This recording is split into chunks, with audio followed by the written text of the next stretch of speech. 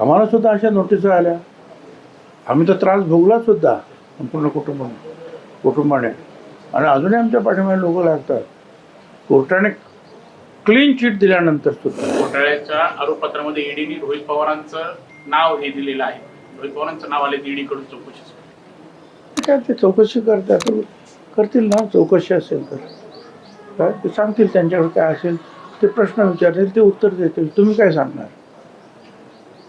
धनगर समाजाचे जे विद्यार्थी होते त्यांना लाभ मिळावा यासाठी सरकारची योजना आहे. मात्र त्या योजनेअंतर्गत भ्रष्टाचार झालेला आहे आणि जे लाभार्थी मुलं आहेत ते बाजूला राहतात आणि संस्थाचालकच पैसे लाटतायत असं उघड झालं. मी तर पहिल्यांदाच ते ऐकलं. परंतु असं का असेल तर जरूर संबंधित लोकांशी मी बोलेन आणि चौकशी करू.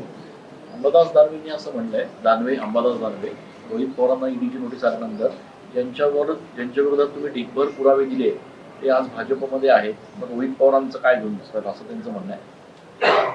आता मी काय त्याच्यावर काय भाष्य करणार? आता isakal.com आहे देशातील नंबर 1 ची मराठी न्यूज वेबसाईट. प्रत्येक अपडेटसाठी isakal.com ला नक्की भेट द्या. आम्हाला सुद्धा अशा नोटिसा आल्या.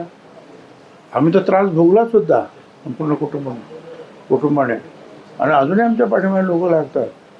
कोर्टाने क्लीन चिट दिल्यानंतर सुद्धा हे चालू आहे. काही वेळेला तर असं आहे की आपण आपल्या पद्धतीनं लढायचं असतं.